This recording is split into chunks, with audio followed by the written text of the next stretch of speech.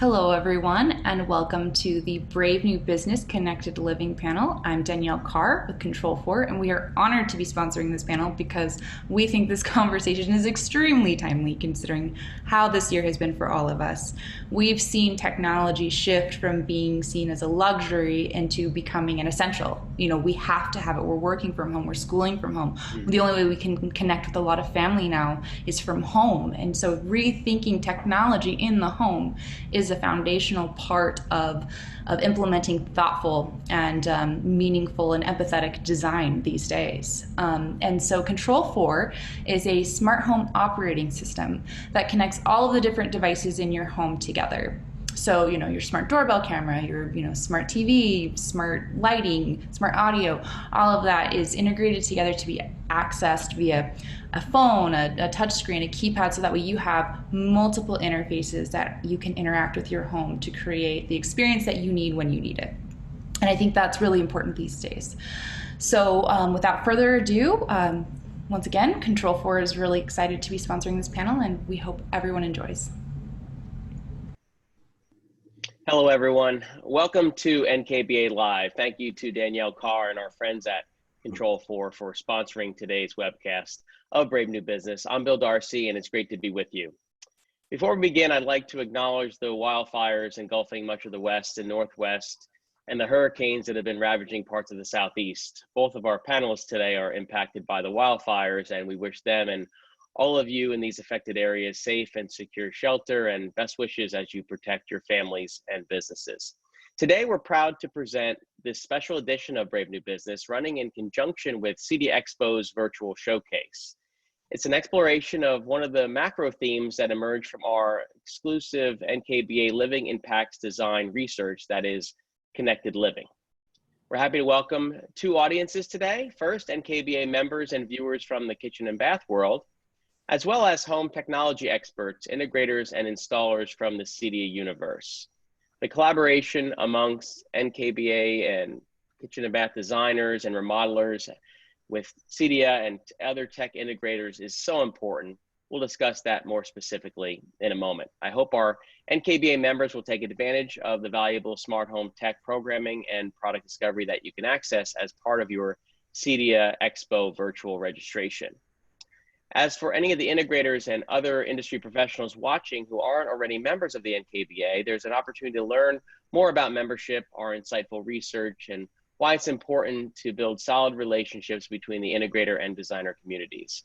For more information about NKBA and our great programs, please email info@nkba.org.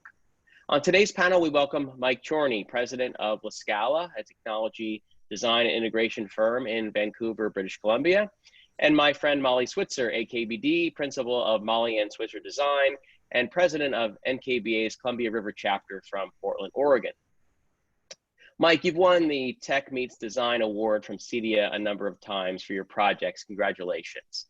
And Molly is a past NKBA 30 Under 30, our reigning chapter officer of the year. And so congratulations to you as well, and happy 7 months to those twin girls.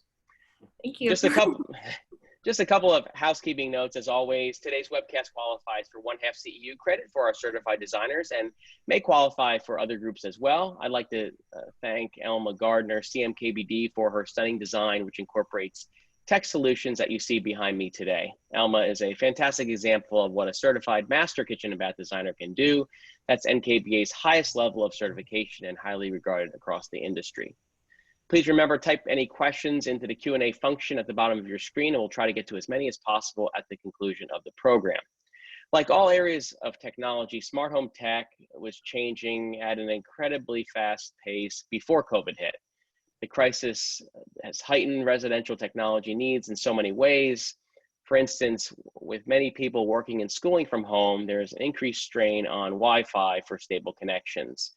There's also a noticeable shift among consumers and the industry in general for greater health, sanitation, and safety. So we'll look at how products are evolving to meet those demands. Home security is also a priority, and like many systems, these are generally controlled or accessible from the kitchen, or as we say, heart of the home.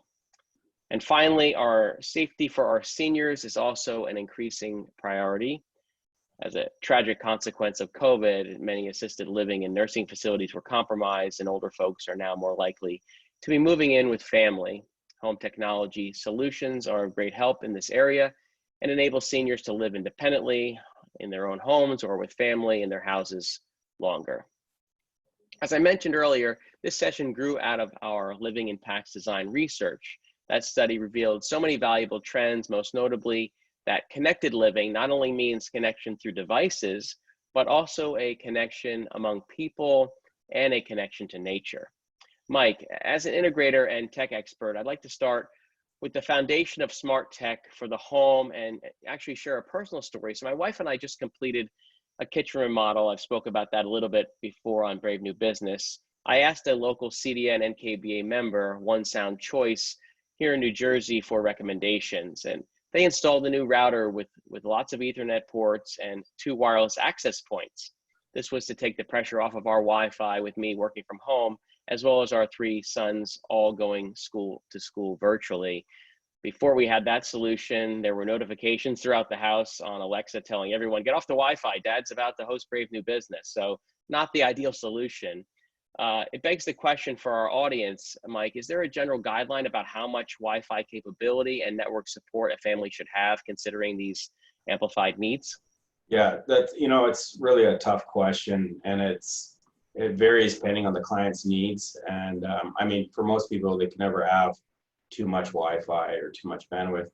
I'd like to answer it this way, is that integrators are typically known to bring bill of materials and just a laundry list of stuff. And then it's evaluated between the needs and the budget, and sometimes the services are available. So, I mean, I'm going to answer it this way. It's best that you work with an integrator as a consultant, and the consultant will understand your needs, your budget, and also the services that are available in your particular area, and then put a system together that works best for you. I think your example that you use in your home is quite apparent.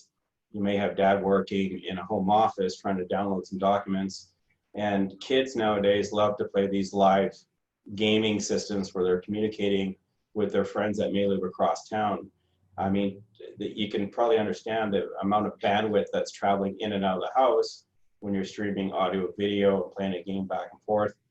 It could compromise if dad's trying to download or be on a webinar such as this. So in those scenarios, we put together a system that has reserved bandwidth for dad so he can be successful and we give the leftover to the kids. And then, I mean, I pound the drum pretty hard on this. We talk a lot about Wi-Fi, but it's really about connectivity. And I think most people would agree that a hardline connection will give you the most reliable signal. And Wi-Fi was really created to address 2 things. First, there is no wire, so you kind of force into the Wi-Fi scenario. And then B, it's people wanted portability. They didn't want to be tethered. So when you're planning out a system, if things are going to be reside in a permanent location, then I would always suggest you go to a wired solution. Wired solutions will need more network switch ports, so it all gets built into topography. But where one of the mistakes that we do see quite often is people will put TVs, which are smart TVs, and then they'll say, well, we'll just use Wi-Fi. And none of us like to see that scrolling wheel when it's buffering, when you're fast forwarding and rewinding. So TVs, lighting systems, light switches that go into the wall. I mean, I don't think those are going to be moving around the house. So if there's a wired solution or proprietary signal solution for those, that would be my recommend. Yeah, it's good info. And again, it's similar to my situation. We just take the pressure off the Wi-Fi. And Yeah. I was not even thinking about the hard wiring until they helped us through it. So thanks for that. With all this increased need for residential tech, where have growth opportunities sprung up, and how have you capitalized on it? Well, I think more people are spending time at home and they're not traveling. So upping the caliber and quality of the equipment that you're using is become, dollars have been more free that way. Family entertainment areas such as theaters, media rooms. We've seen a lot of money spent on outdoor audio systems this year. But, you know, like we're on this webinar, I can relate back to this webinar quite a bit, is that people are home studying, they're doing conferencing. It's become very important. And with the move to, I'm sure Molly's going to touch on this, the move to great rooms and open concept living, it's not intuitive to try to be on a webinar or home studying in a great room. So there's, you know, obviously some impact as far as home planning. When I was thinking about this question, the Austin Powers cone of silence could be a viable product for today. We have, it was a little bit weird, or people were really resistant to having cameras inside the home or microphones inside the home. Now, because they serve a different purpose, they're being welcomed, and they want those cozy cuddle, we call them cuddle huddles for these rooms. It might be a family room or a living room where they can meet as a family and get on a camera and a speaker solution, and, you know, have those, you know, half an hour, 45 sessions with grandma and grandpa or family members that live abroad. So those have been now a big priority and a big opportunity for us. Yeah, great stuff. So Molly, how about your perspective from the designer? Where have the business opportunities been strongest for you, and what's different about the requests you're getting now compared to before COVID?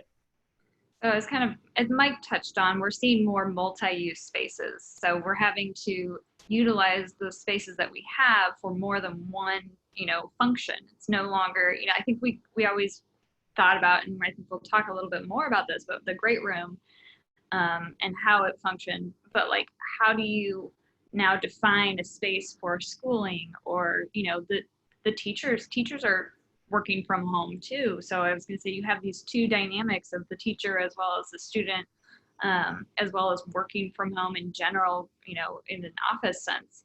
But we're also seeing, you know, a lot more, especially in like the kitchen and bath world, we're seeing more thoughts about how do we create clean environments for our home? How do we,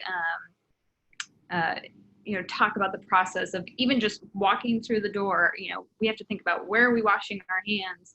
Where does that first step go? You know, we didn't think about this, you know, first off in a home for a long time. So now we're seeing like mudrooms being connected closer to a garage that has a sink in it, or just in general, like, how do we keep clean living? And so I think the biggest takeaway has been talking through all these new ways of how we use our spaces with our clients. And I think that's really important.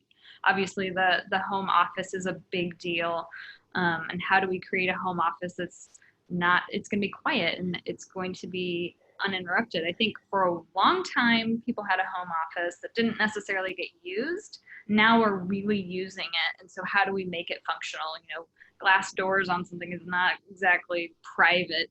It looks nice when you first walk in, but, you know, is it going to be distracting when you see your kids running around outside making faces?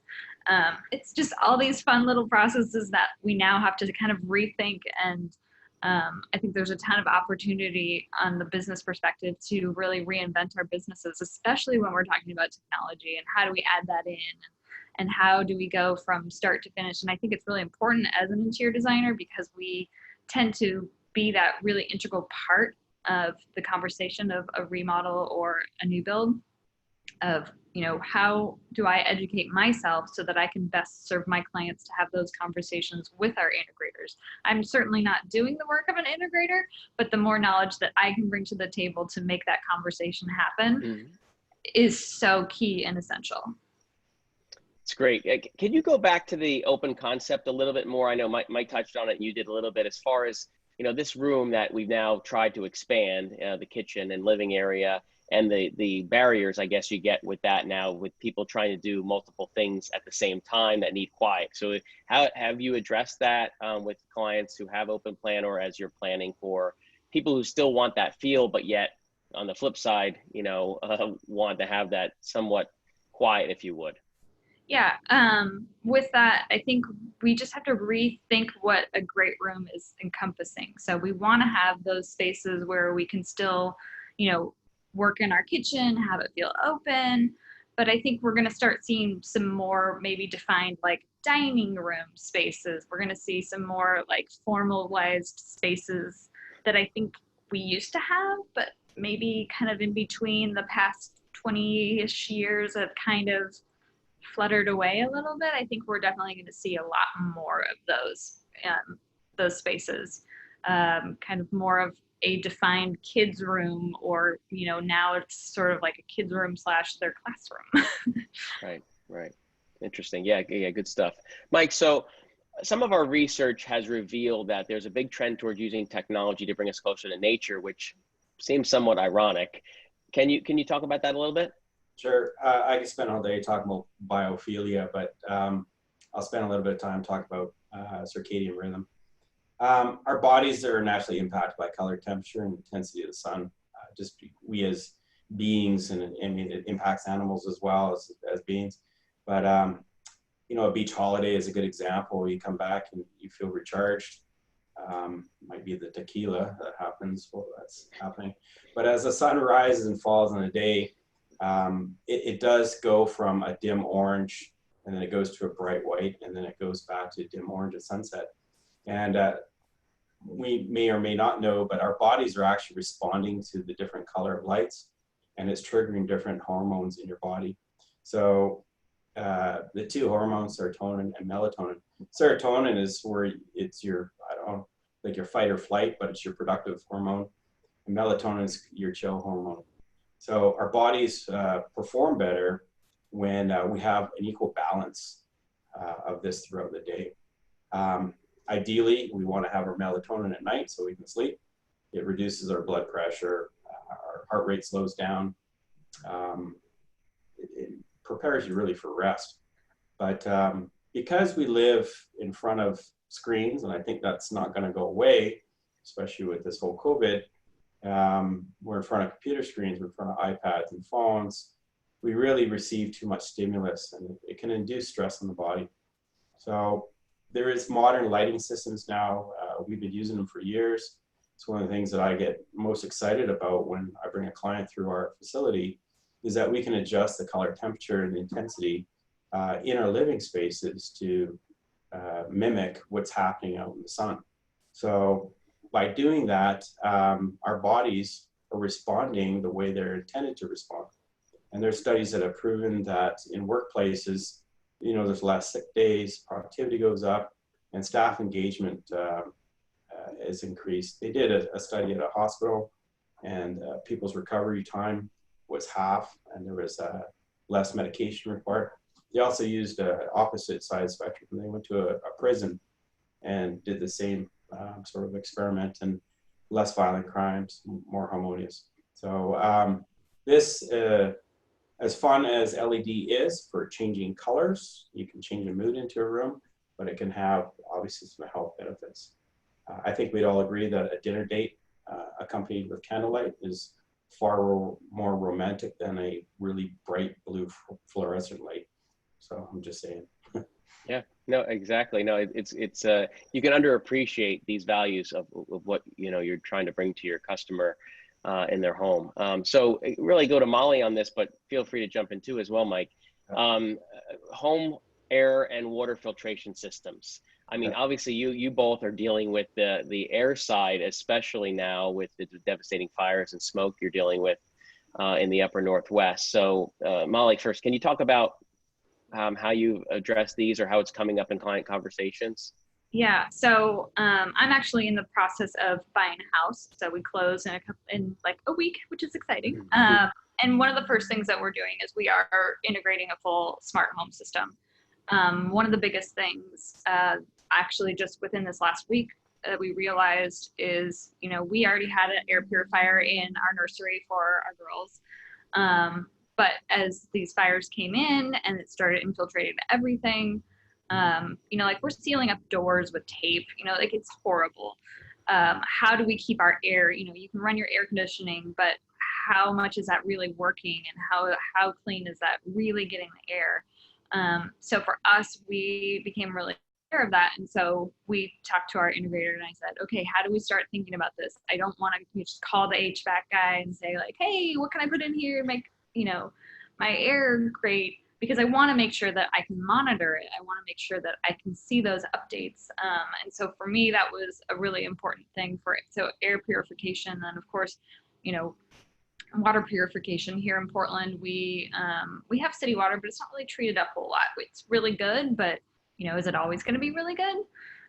So for me, it's important to like really think of those things and keeping my family healthy. But that just gives me experience to then talk to my clients about, you know, how are we treating your water? Because I have tons of clients that are a little bit further out and they're on a well system, and so we have a lot of hard water issues, or so it's been really beneficial for me to talk about all these things with my local integrator, to see how we can create a system where we can monitor everything and keep it up to date and, you know, evolve with our home needs. I think something else that we didn't talk about, and I bet Mike can talk about it a little even more, is even just as we get into all these natural disaster issues with, you know, even with the hurricanes, or, you know, we've had some horrible things in the Midwest where they've lost power for a couple of weeks. How do we talk about power? How do we talk about, you know, systems like Race Point Energy or Taurus Power, you know, where we're harnessing that energy and being able to control how we use our power in our home in a really smart manner. I know that kind of dives into even more, but I thought it was really important as we like start looking at all these natural disasters. Yeah, Mike, you want to jump in on any of the either home air, water, or even power, as Molly said? It's funny because Vancouver, we're blessed that energy is cheap here. And I know a lot of major cities in the United States, energy is quite expensive and not abundant. So we have abundant energy. We have lots of fresh air. We've got lots of fresh water. And most things, especially technology, are driven through a need or a want. So we don't specifically get people needing the technology to address air quality or water quality or energy, but we've had some spin-off technology through some other initiatives that we've been doing, which has had some benefits. And Whistler, which is a very popular ski downhill mountain bike resort, it's really becoming a city. They've kind of mandated to be zero waste and passive home, and they're on step 4 for passive home now. And passive home is just reusing energy that's provided through the sun or through the earth to heat a home. And then these homes got to be smart enough to know when to dissipate energy or collect energy. So in working with some developers and contractors over there on these, we've been forced to calculate and automate the exchange of air. So the side benefit of importing air, exhausting air, is we're also measuring air quality. So HEPA filters and those sorts of things come into play.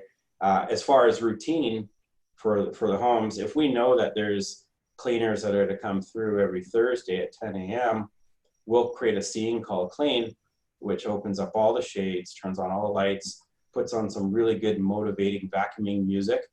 But at the same time, it's going to exchange the air in the house for 2 hours after completed because of all the airborne dust that's there and all the cleaning smells. So, I mean, it gets to the fresh air and the exchange. You know, and Molly's right about energy is, you know,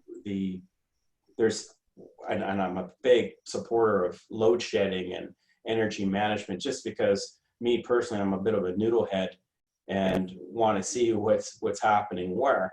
But we've shown clients benefit that if there is some constraints on your energy through Race Point and some of the different products that are out there, we can do load shedding or have devices walk the plank.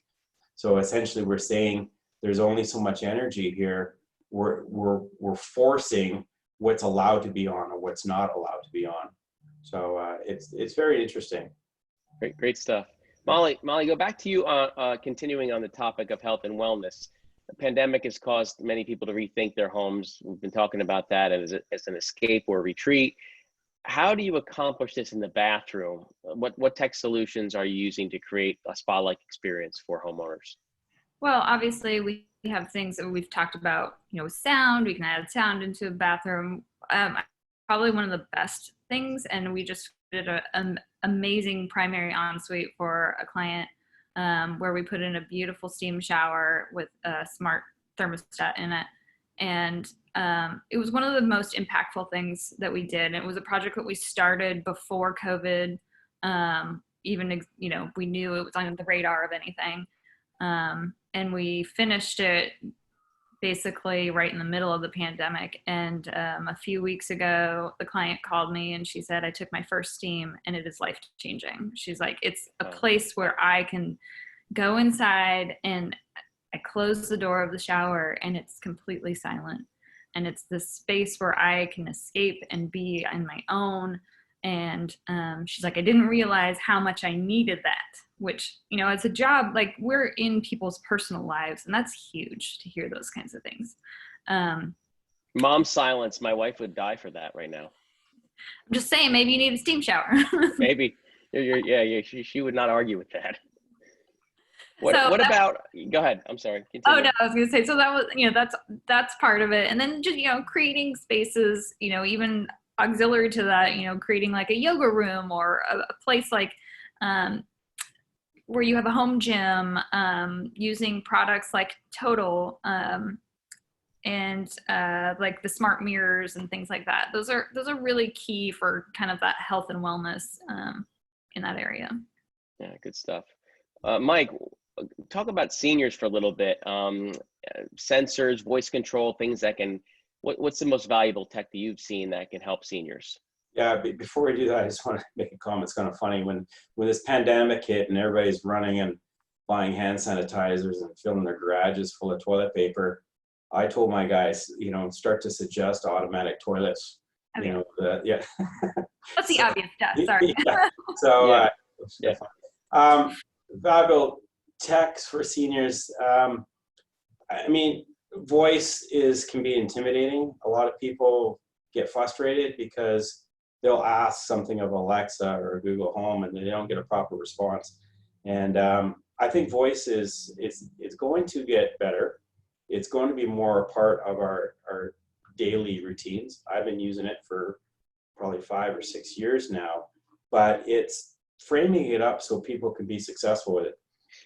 So what we do is we don't just set up a voice system and let them go carte blanche on it.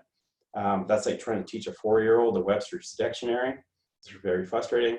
So we try to narrow it down to 5 or 6 routines. We'll print it and put it on their fridge, put it on their doors, and then get them accustomed to using voice to trigger routines. Could be good morning, good night, dinner party, that clean state or scene that I talked about before. So that's how I like to use voice. And with seniors, if we know that a senior is on a routine, we can monitor if those routines are being activated. So if mom and dad are living in a suite somewhere and they turn on their lights or watch TV every day at 8 o'clock, and there happens to be a morning where the lights don't come on or that TV does not come on, we can trigger an event that will send a notification to a healthcare worker or to a family member so that they can check in on their loved ones to make sure everything's okay. That's great. You talked about some of the frustration with voice as it evolves. What about just generally consumers resisting technologies in the home that they think, as you're talking to customers, they won't work or they don't need it or it's too difficult? Like, what advice can you give our viewers about ways to keep it simple and show clients how they do indeed need these products? Yeah, integrators are funny guys because there's a lot of folks out there that just want to jam all what they deem as fun stuff into people's homes with the hopes that they're going to use it. We call that bloated technology. So I think it is as important to line up with an integrator that works like a consultant. And if the integrator is asking a lot of questions, how are you going to use your home? You know, tell me about your family. Are you remote? Is it a vacation property? You need to know all this stuff so that the technology that goes in is relevant. The words smart home or connected home or integrated home are so loosely thrown out there that I try to educate people on what each of them means. And for the most part, I think we all live in a connected home. We all have internet. An integrated home is when you take some of those connected devices and you combine them into one. So a universal remote would be a good example, where you hit the power button, turns on the TV, and it turns on the cable box at the same time. But the word smart home should really take tasks away from the homeowner. So it should help them in their daily routine. And we are very adamant to ensure that our clients know what scale of home that they're actually working with. And a great example I can give is that truly a smart home, you should be able to either hit a button or touch a piece of glass or voice a command, say goodnight. And by saying goodnight, it can turn off all the lights, it can arm the doors, it can turn down the temperature, it can drop your shades. It helps that homeowner so they don't have to get out of bed and go do all that stuff. When it's understood what's important to the client, and then the integrator consultant is trying to match that stuff, then it's valued technology in the house and not below it. That's fantastic advice. So this is such a great conversation. I'd love to continue. We're coming to the close, but before we do, let's see if Leanne has any questions from the audience that we'd like to pose to Molly or Mike. I think the first one is, we all want to know what motivating music is to vacuum, because my goodness, we've never heard that. So maybe you could share that. It's got to be fast paced. It's got to be loud. But again, that all in that client discovery session. And some of the questions that we ask is like, what kind of music do you like to chill out to? What kind of music is your productive music and stuff? So, and it's nice when you do the key handover with the client and you've paid attention like that. They really appreciate it. That's amazing. Molly, the first question is for you, coming in from a designer. As much as my clients want the latest innovations in the remodels, they don't want their space to look like it's overrun with tech. Yeah. What's the most important element of being connected with integrators in the design process to avoid this? Become friends with people like Mike quickly. Yeah. I love as a designer, yeah, I was like, as a designer, it's key to like get in with an integrator and start those conversations early, because if you're not doing that, they're just as a plumber or electrician or a framer, because they start early. It's a big part of the budget, and it's a if you're not planning ahead of time, you're going to end up something unsightly. Whereas if you get together with someone like Mike, you can talk through the issues of how do we hide something, how do we hide a TV, how do we hide anything. And integration is truly like not being able to see it, right? So we want it to work for us, but we don't want it to be something where it's just in your face. Yeah, this is so near and dear to my heart, because I think technology should be used but should not be seen. And there's so many great products out on the market that help both parties, be the interior designer and the integrator, work together and not have it be a big, I call it lamb's blood over white linen sheets. When you walk into a room and you're like, what the hell went on here? There's boats sitting on the couch and garbage can lids for speaker grills up on the roof. There's a lot of time and attention to put in the lighting grids with small aperture lights. So in those scenarios, we try to match our speakers so they integrate into that lighting grid, or better yet, go to an invisible type of product so it just disappears altogether. It's not my job to know everything, but it's my job to know Mike. Yeah. So like in Bill's background there, he's got a TV, which is a big black rectangle, dark, and that just gives me a seizure over here, because it could be a frame TV from Samsung. It could be a mirror TV from Sierra. There's so many solutions to you know, help out in those situations. Okay, great. We have some good questions coming in the chat function as well. I can pose this to Mike. How do you deal with clients who want tech but are still afraid because they are not tech savvy and get frustrated with it or afraid of being watched? So from an interior camera perspective, and that comes up quite often because we do have touch panels with or without cameras. Some of the touch panels actually have a little slider that you can close off the camera. We also give them the ability to turn that functionality on and off through electronic or mechanical means. I mean, there is a high level of trust that has to be established, and when you enter a relationship through discovery and become intimate to what their needs and wants are, if you do move forward with them, I think there is a high level of trust. Okay. That question. I think I can touch on that too. I think, you know, obviously, Mike, it comes down to also having conversations about what kind of products that you use, because some products are a little bit more secure than others. Sure. And just educating them on a level that makes sense for them. Like, we don't need to have a whole lot of high-tech conversations, whereas we can just kind of have a conversation of where they feel comfortable and putting in place infrastructure that gives them the ability to, if they want to step it up eventually, that's a good way to kind of seed that information. It's like, start somewhere where they feel comfortable, but give them the option of being able to update that. Yeah, and I mean, we could spend hours talking about this. As DIY, you know, products are readily available at major retailers. A lot of them are cloud-based devices, which means all your information is being pushed up into the internet, and then you're transferring data back and forth from that cloud base. Now, that being said, all your information is being pushed up into the internet. So with some clients, if they want full lockdown, some of the devices that they think are friendly in their houses may not be friendly. The worst device that we all own is our cell phones. You know, when we scroll past the 56 pages of acknowledgement and hit agree, they're really open themselves up to capture a lot of information so they can market to you.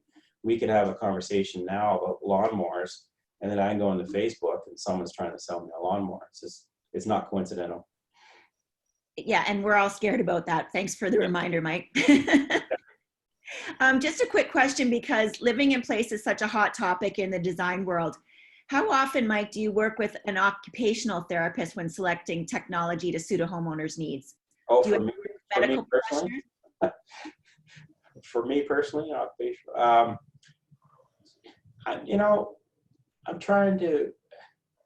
we work with a lot of medical people as far as doctors for personal homes. I don't really recall, you know, working. I shouldn't say that. I've got 2 clients that we have, and where they've been involved is that they're collaborative on behalf of their client. They say, this is, you know, some of the needs that my client has based on their either emotional or their physical needs, and but it's not customary. It's not really customary. Okay, sounds like collaboration is key there, which leads us to the next question. And this is posed to Molly from an integrator. How receptive is the design profession to integrators reaching out to them? Obviously, that's a very personal question, but I think any of the designers who are interested, I mean, for me, I went and found an integrator, but that's just sort of who I am. I think that designers should be open to integrators reaching back to them. I think they should be open to the conversation 100%. I think it should definitely go both ways. I think it's important to start the conversations early. If you're uncomfortable about technology as a designer, I think you definitely should open yourself up to the conversation, because it's not something that's just going to go away. It's just going to be a bigger part of our design culture. And so the faster you evolve with it, I think the easier it's going to be on you. I'd like to maybe add to that is that it's best that the designer is on the same page as the integrator is on the same page as the designer. I mean, there's a lot of philosophies out there in both channels, and the closer you can be aligned, the more successful the project tends to be. Otherwise, it becomes a bit of a tug of war.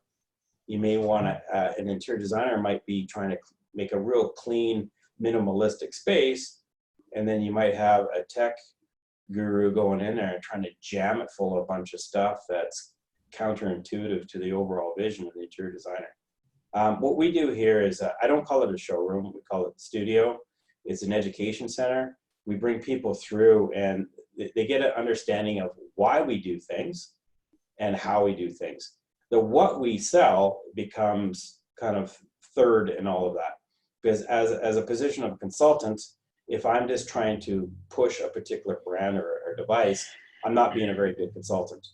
So when an interior designer, architect, or general contractor or homeowner comes through our facility, my whole wish or intent is that they leave knowing more than when they showed up and empowering them to make good decisions. I think another part of this is that relationships is really important. You know, that's basically what you're saying is we're talking about, you know, just there's a few integrators here in town, and I have found one that fits mine. You know, it's like, here's my Cinderella shoe. So personality wise, it's really important to talk through the process, because as an interior designer, I always tend to feel like I'm sort of that close-knit buddy to the client. We get into that, you know, the messy stuff, and we get to know our clients really closely. And so it's important that we have a close relationship with these integrators, because again, it is such a personalized part of the equation. And so I think that relationship is really important to find everyone working really well together. I'm going to add can I add one thing to that statement? Sure, Mike. We got to wrap. Okay, the architect's going to create the space, the general contractor is going to build a space, interior designer is going to make it look and feel. The integrator or home automation company will tend to live with the family indefinitely. So having after sales support, and the client's got to have confidence that this person's going to help them with this crazy thing called technology and keep them fresh and relevant, is as important as getting the job in the beginning. Great advice, Mike. Terrific discussion. Obviously, we can go on and on. You both have been wonderful, Molly and Mike. Thank you. Thank you to our sponsor, Control4, for their generous support, and all of you for tuning in. We hope you found it valuable, and also hope you enjoy the rest of your CEDIA virtual experience. Next Thursday, 2 o'clock, NKBA Live presents a special episode of Design TV, part of our partnership with Interior Design and Sandow. ID's editor-in-chief, Cindy Allen, and my colleague, Susie Williford, will host a discussion on designing the healthy home as part of Interior Design's Wellness Week with Adam Gibson, CMKBD, and Martin Lawrence Bullard. Thanks again. Remember to follow me and NKBA on social media. Stay safe, and we'll see you next time. Thanks again, guys.